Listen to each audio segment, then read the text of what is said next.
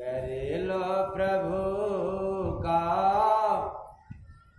भजन धीरे धीरे, करे लो प्रभु का भजन धीरे धीरे।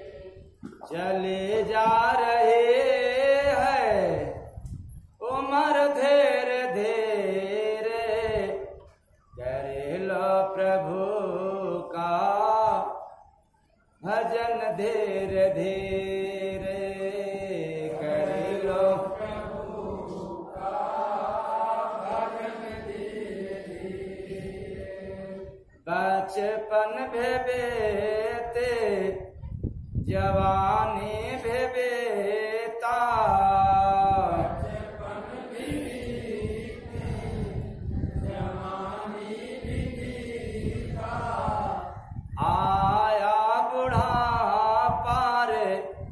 मन को न जीता, आया बुढ़ापा रे मन को न जीता।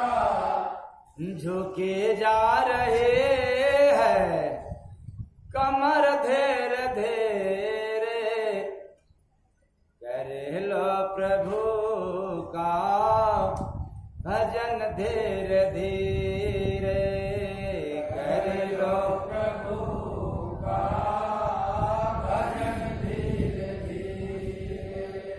अनमोल दौलत है श्वासों में तेरे, अनमोल दौलत है श्वासों में तेरे।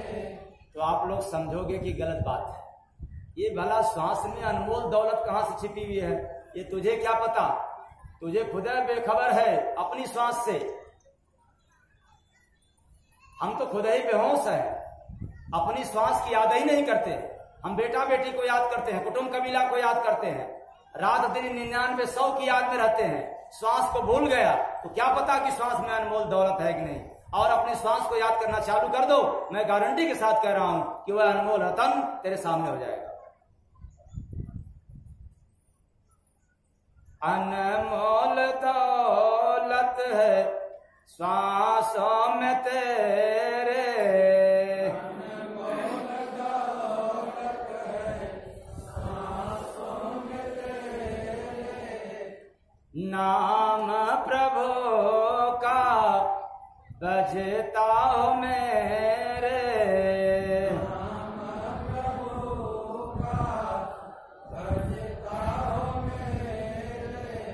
सुनाना अभी तक सजर धीरे धीरे, करे लो प्रभु का भजन धीरे धीरे, करे लो प्रभु का भजन धीरे धीरे।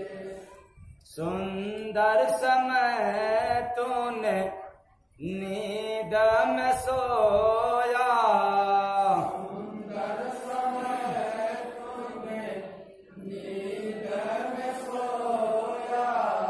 मैली चादर को अपने न धोया, मैली चादर को अपने न धोया।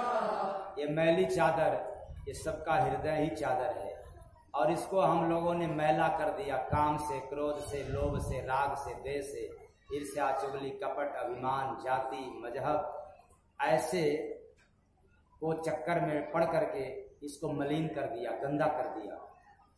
मैले चादर को अपने न धोया,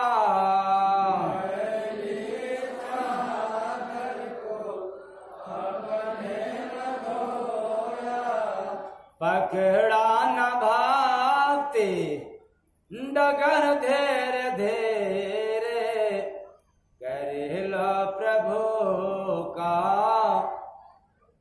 भजन धीरे धीरे, करे लो प्रभु का भजन धीरे धीरे। पाया जगत जगत में हीरा सकाया,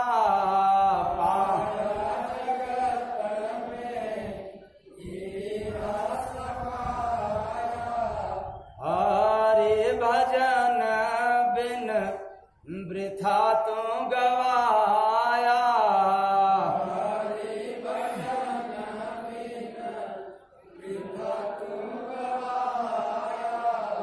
पड़ी जब दया की नजर धीरे धीरे, कर लो प्रभु का भजन धीरे धीरे, कर लो प्रभु का भजन धीरे धीरे। ऐसा अवसर फिर से न आए,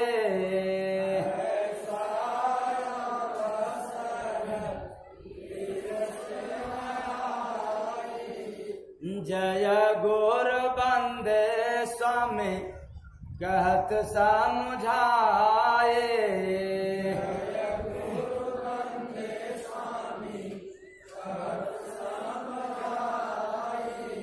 कर ले तो सूरत, सूरत मीन्स आत्मा, कर ले तो सूरत सफर धीरे धीरे, कर लो प्रभु का भजन धीरे धीरे, कर लो प्रभु का भजन धीरे धीरे।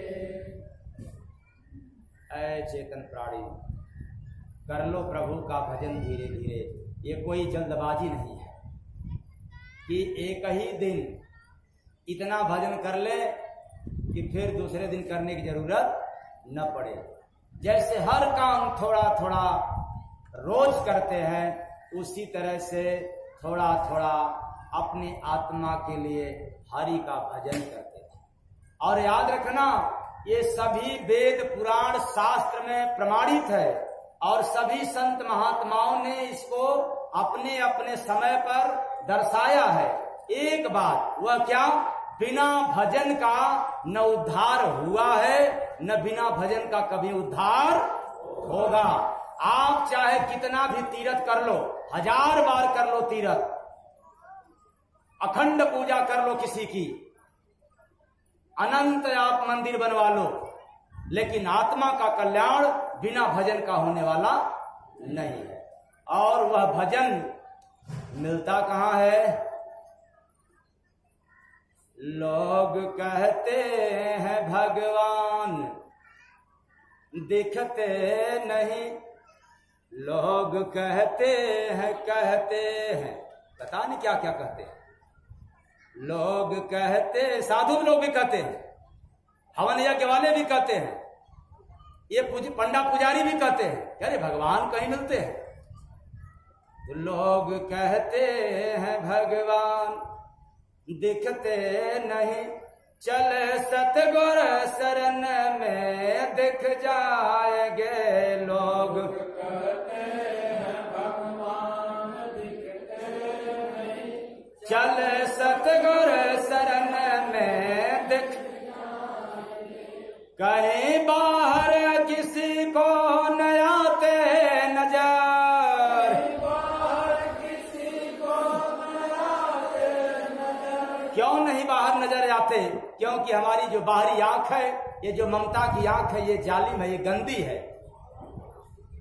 इसको परखने की क्षमता नहीं है। ये तो डर जाने वाला है। आप कब जरा सा एक छोटा सा बच्चा सांप का दिखाई पड़ जाए, क्या हो जाएगा भाई? और इसी आंख से अब किसी का रुपया गिरा हुआ दिखाई पड़ जाता, तब तो नहीं डरेगा। लेकिन सांप से क्या हो जाएगा? एक छोटी सी 10-20 ग्राम की बिच्छू दिखाई पड़ जाता, तो क्या हो जाएगा?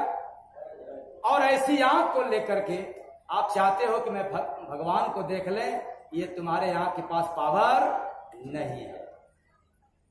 अभी अभी आज सुबह मुझे याद आ रहा है कि एक भजन में हमने प्रमाणित किया था आखिरी लाइन का, और पहली लाइन का बोल क्या था? भगवान तेरी महिमा कोई जानता नहीं है। भगवान तेरी महिमा कोई जानता नहीं। हम पाथर में खोजने के लिए जाते हैं, लेकिन हृदय में बसा है वो हम देखते नहीं, उसको जानते नहीं, उसको मानते नहीं। और अंत में इस भजन का निचोड़ है कि मेरा नैन साफ कर दो। क्या साफ कर दो? ये बड़ी गंदी है, दोनों आंख गंदी है। ये जो खुली आंख है यह भी गंदा हो चुका है, इससे नजर नहीं आता, इसलिए तो भटकते हैं इधर उधर खोजने के लिए।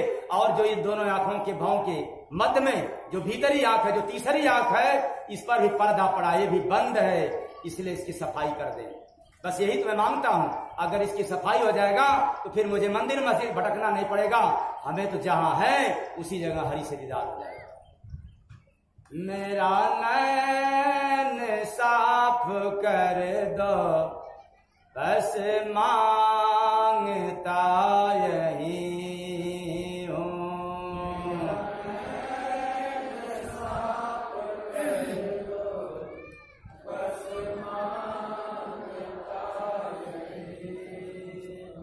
ये दूसरी बार मैं पूछ रहा हूं कि आगे बढ़ाया जाए कि समाप्त किया जाए?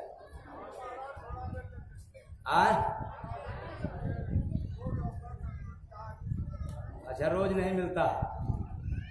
मोजानिक जैसे और लोग साधु महात्मा सुनाते हैं तो लोग उबने लग जाते हैं, इसलिए मैंने सोचा ऐसी उमस में लोग उबते होंगे, क्योंकि आप लोगों का कष्ट देख करके मुझसे भी बर्दाश्त नहीं होता। अगर आप लोगों को कष्ट होगा तो फिर ये सुनाना भी क्या है, बेकार है। अच्छा तब ठीक। तो लोग कहते हैं क्या कहते हैं? लोग कहते हैं भगवान दिखते नहीं, चल सतगुर शरण में दिख जाएंगे। लोग कहते हैं भगवान दिखते नहीं, चल सतगुरु शरण में दिख जाएंगे। कभी बाहर किसी को न आते नजर,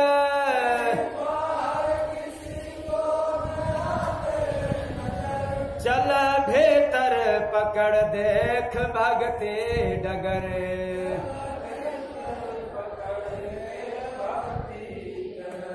बिन गुरु कोई त्रिकुटी में हिलते नहीं, बिन गुरु कोई, बिना गुरु का हम अपने त्रिकुटी में मन मंदिर में प्रवेश नहीं कर सकते। यही अटल ध्रुव सत्य है। यदि हम आंख मुदना भी चाहें कि अपने भीतर जाए तो मन आपको जाने नहीं देगा। और पता है मन क्या करने लग जाएगा? इतना आपके दुनिया का सैर सपाटा कराना चालू कर देगा कि आप चाह करके भी अपने भीतर नहीं जा सकता। इसलिए हमें गुरु के शरण में रहना अनिवार्य पड़ता है। जब हम उनके कृपा क्षेत्र में रहते हैं तब जाकर के हम भजन कर पाते हैं, और तभी भजन बनता है। तो बिन गुरु को ये त्रिकुटी में हिलते नहीं, चल सतगुर शरण में दिख जाएंगे। बिन त्रिकुटी में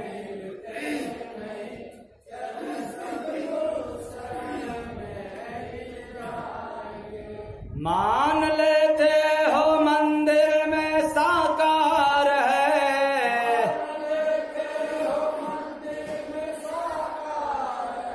जानो निगुरा जो कहते निराकार है।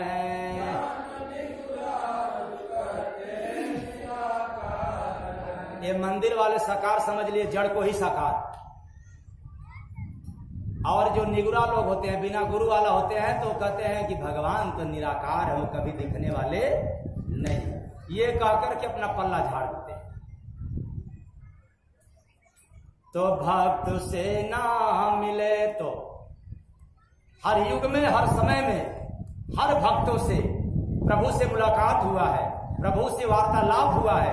यदि प्रभु से मुलाकात न होता, वार्तालाप न होता, तो आज आप लोगों के बीच में नई नई ये भजन और नए तरीका से सुनने को नहीं मिलता। कबीर साहब से बात हुई थी तो कहे कबीर सुनो भाई साधो। दरिया साहब से बात हुआ था तो उन्होंने दरिया नाम दिया।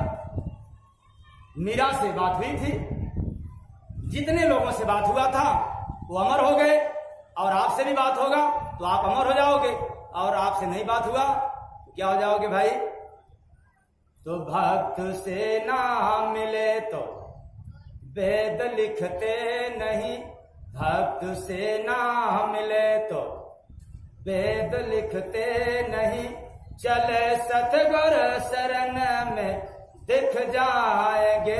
भक्त से ना मिले वेद लिखते नहीं, चले सतगुर शरण में दिख जाएंगे। निराकार और साकार है दोनों गलत,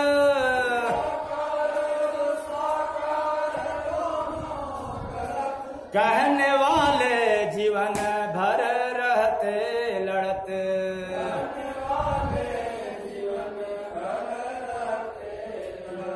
दोनों प्रेम के प्रेम के प्रेम के। किसके? ये तो बड़ा गंदा नाम है। क्या नाम सुनने को मिला? प्रेम। प्यार को तो अच्छा बना लिया, प्रेम को क्या कह दिया? अरे बड़ा गड़बड़, हम तो प्रेम नहीं करते। तो दोनों प्रेम के बारिश में भीगते नहीं, दोनों प्रेम के बारिश में भीगते नहीं, चले सतगुर शरण में दिख जाएंगे। दोनों प्रेम के बारिश में भीगते नहीं, चले सतगुर शरण में दिख जाएंगे। आए चेतन प्राणियों, जिसके जीवन का इतिहास ही प्रेममय हो गया हो, ऐसे प्रेमी से परमात्मा को खुद आना पड़ता है मिलने के लिए। और जो पंडा पुजारी लोग हैं उनको तो दौड़ना पड़ता है पीछे पीछे कि भगवान कहाँ मिल जाए। मंदिर के आगे मिलेंगे कि मंदिर के पिछवाड़े मिलेंगे, कि मंदिर पर गांजा चढ़ाने पर मिलेगा, कि भगवान के नाम पर मुर्गा चढ़ाने पर मिलेगा, कि पता नहीं क्या करने पर मिलेगा, मिलेगा कि नहीं मिलेगा। तो दोनों प्रेम के बारिश में भीगते नहीं, चले सतगुर शरण में दिख जाएंगे। दोनों प्रेम के बारिश में भीगते नहीं, चले सतगुर शरण में दिख जाएंगे। प्रभु का रूप परम प्रकाशित रहे, प्रभु का रूप परम प्रकाशित रहे, देख कर दास उनका सदा से कहे, देख कर दास उनका सदा से कहे। बिना अनुभव का ज्ञान सबसे ज्यादा अनुभव से आता है। जितना हम वेद पुराण शास्त्र पढ़ लें, ज्ञानी हो जाए, लेकिन जितना चोट धोखा खाने से अनुभव मिलता है, ज्ञान मिलता है, उतना वेद पुराण और लिखने पढ़ने से नहीं होता। तो बिना अनुभव का प्रेमी हो खिलते नहीं, बिना अनुभव का प्रेमी हो खिलते नहीं, चले सतगुर शरण में दिख जाएंगे। बिना अनुभव का प्रेमी खिलते नहीं, चले सतगुरु शरण में दिख जाएंगे। जय गुरु बंदे भगवान भगते के बाद, जय गुरु बंदे भगवान भक्ति के बाद। किसके बस में? भक्ति की। भक्ति क्या चीज है? माला घुमाना? एक लोटा जल गिराना, मंदिर बनवाना, मंदिर की पूजा करना, तीर्थों में स्नान करना भक्ति है क्या? जिस भक्ति के करने से प्रभु भस्म हो जाते हैं। और भक्ति करता कौन है? पुजारी लोग या भक्त लोग? तो भगवान किसके बस में होते हैं? आप ही लोग तो गाते हो कभी कभी, भगत के भगत के बस में है भगवान, भगत के बस में है भगवान, भगत के बस में है भगवान। जो भक्त प्यारा हो जाए, बस जो प्रिय हो जाए उसके बस में भगवान हो जाते हैं। और भगत ही भक्ति करता है। तो भक्ति का मतलब होता है वासना का दमन कर देना ही भक्ति। जो आप अपने पास कामना है, इच्छाएं हैं, गलत सोच है, गलत आदत है, उसका समाप्त कर देना, नाश कर देना ही भक्ति करते हैं। और याद रखना, हमारे पास ईर्ष्या चुगलाई डाह बहुत जबरदस्त है। चाहते तो बहुत है कि अब न करें, लेकिन ऑटोमेटिक हो जाता है। इसलिए जब तक संतों का सानिध्य मिलेगा नहीं, तब तक भक्ति भी होने वाला नहीं है। तो जय गुर बंदे भगवान भक्ति के बाद, जय गुरु बंदे भगवान भक्ति के बस। जो भक्ति किया पिया राम का रस, जो भक्ति किया पिया राम का रस। दाता दानी चरण पर गिरते नहीं, दाता दानी चरण पर गिरते नहीं। चल सतगुर शरण में दिख जाएंगे दाता दानी चरण पर गिरते नहीं, चल सतगुरु शरण में दिख जाएंगे। ऐ चेतन प्राण, जब हम भजन करते हैं तो प्रभु के निकट होते हैं। भजन नहीं करते तो बहुत दूर हैं। इसलिए भजन का वास्तविक अर्थ है भजले जीव नाम। उस नाम की भजन करना है जिस नाम को हम ओठ के द्वारा ले नहीं सकते, मुख के द्वारा बोल नहीं सकते, हाथ और कलम की सहायता से लिख नहीं सकते, वो किताबों में पन्ना पर अंकित नहीं हो सकता। वो ऐसा नाम प्रभु का है, इसलिए वो मजहब से पार है, पंथों से पार है, धर्म जाति से अलग है। वो बांटने वाला नहीं है, वो तो जोड़ने वाला है। जिसके लिए कभी कभी मैं सुनाया हूं, साहेब सबका नाम है रब का, साहेब सबका नाम है रब का। वो साहेब सबका कौन है? जब ये भगवान राम नहीं आए थे, जब भगवान कृष्ण धरा पे नहीं आए थे, जब दुर्गा का अवतार नहीं हुआ था, जब ये सृष्टि का रचना नहीं हुआ था, ये तब से नाम साहेब सबका है। ये बहुत पुरानी है, लेकिन आज आप लोगों के समक्ष प्रस्तुत हुआ। आज इस नाम को आप जान रहे हैं, और हमारे पूर्व के महापुरुष ने ऐसा ही नाम रख करके गया। जैसे आपके बगल में मंच पर विराजमान दरिया पंथ के महात्मा जी लोग बैठे हैं, तो दरिया पंथ, दरिया साहब ने अपने समय पर एक नाम जगाया था ऊपर का प्रभु का, वो था साहेब सतनाम। कबीर साहब ने जगाया था सत साहेब, साहेब बंदगी। और वही नाम आप लोगों के बीच में सुनने को मिल रहा है, साहेब सबका।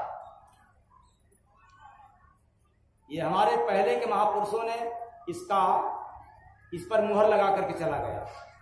अब इसके ऊपर, इसके आगे, इससे ज्यादा राज वाला न धरती पर नाम अब तक आया है, और मैं कोई चैलेंज के साथ तो नहीं कहना चाहता हूं, न इसके ऊपर कोई नाम आगे आएगा।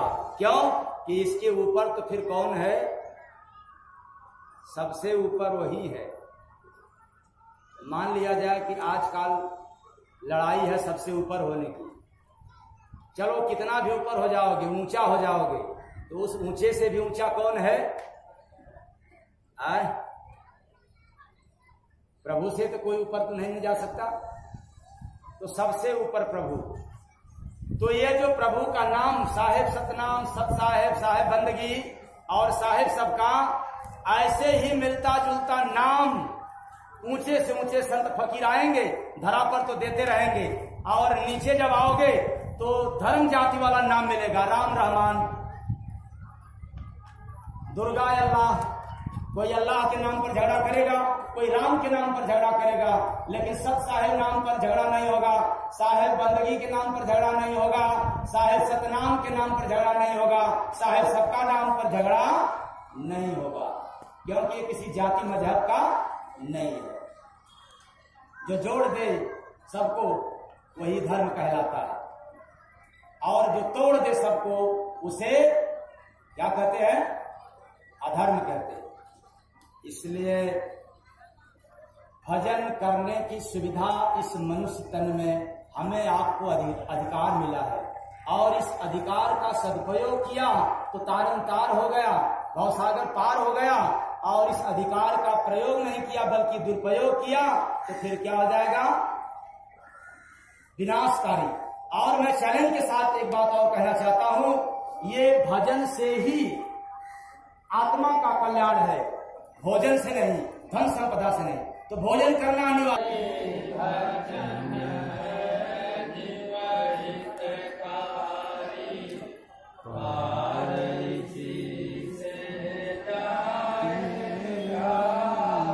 बिना भजन फिर से फंसेगा, घर अपना नहीं पाएगा। अरे भजन है जीव हितकारी, पार इसी से जाएगा। अरे भजन है जीव हितकारी, पार इसी से जाएगा। यही भजन से जीव तरता, यही भजन से जीव तरता। घट भीतर जो रोज है मरता, घट भीतर रोज है मरता। काल तुझे तब फिर से कसेगा, काल तुझे तब फिर से कसेगा। घर अपना नहीं पाएगा, काल तुझे तब फिर से कसेगा। घर अपना नहीं पाएगा। काल देश में माया घेरे, काल देश में माया घेरे। मोहन फैलाया है अंधेरी, मोहन फैलाया है अंधेरी।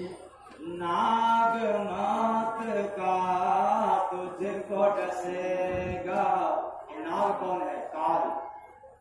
यही काल रूपी नाग सबको डसता। नाग मात का तुझको डसेगा, घर अपना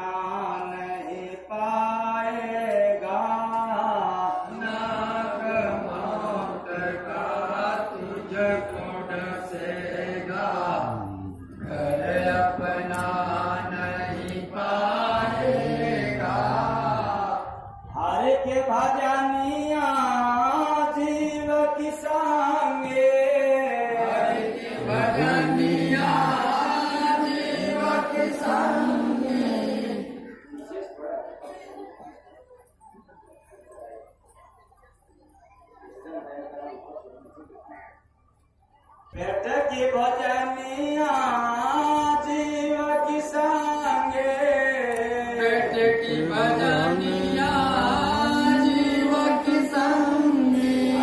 चाप के पेट भर भोजन करते रहो, यही असली काम है। बाकी सब काम क्या है? हरि की भजनिया जीव की संगे, हरि की भजनिया जीव की संगी।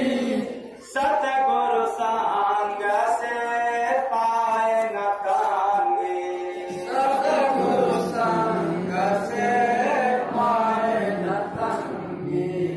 जय गुरु बांध से दूर रहेगा, जय गुरु बांध से दूर रहेगा, घर अपना नहीं पाएगा।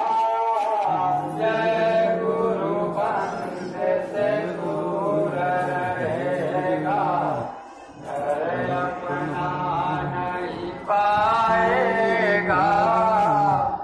घाट में अनुभव सतगुरु देते, घट में अनुभव सतगुरु देते, जय गुरु बांध यही कहते, जय गुरु बंदे यही कहते।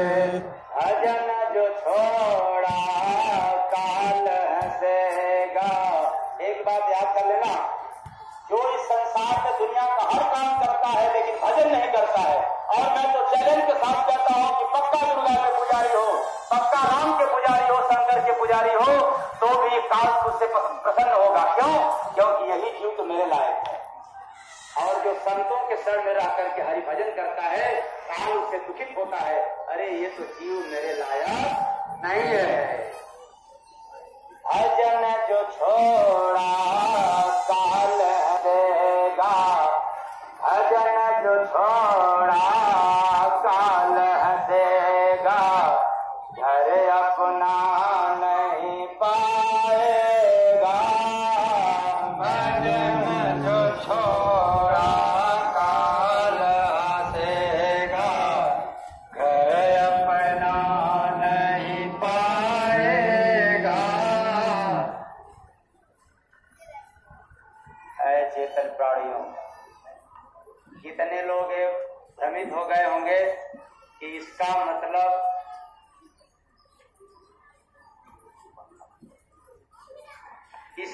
ये हुआ कि भजन नहीं गाएंगे तो क्या हो जाएगा? भाई भजन गाने की बात नहीं हो रही, भजन करने की। जो भजन नहीं करता है उसी को काल पसंद करता है, और जो भजन करता है उसको तो दयाल पसंद करता है।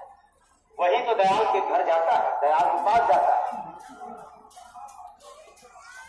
और हरि भजन है जीव हितकारी, संग ना इसका छोड़ो छोड़। जय गुरु बंदे भजन से केवल खुद को प्रभु से जोड़। मात्र प्रभु से जुड़ना है तो बस क्या करना है? करे लो प्रभु का भजन धीरे धीरे, करे लो प्रभु का भजन धीरे धीरे। प्रभु से जुड़ना है, भजन करते रहो, क्योंकि अंत में सब कुछ छूट जाता है। केवल केवल अच्छा कर्म ही आपके संग जाता है। तो अच्छा कर्म पैसा कमाने से नहीं होता, अच्छा कर्म परिवार का काम करने से नहीं होता है, अच्छा कर्म आत्मा का काम करने से होता है। इसलिए कैलारी के भजनिया हो, भजनिया हो से के पड़ी कैलारी के भजनिया हो, भजनिया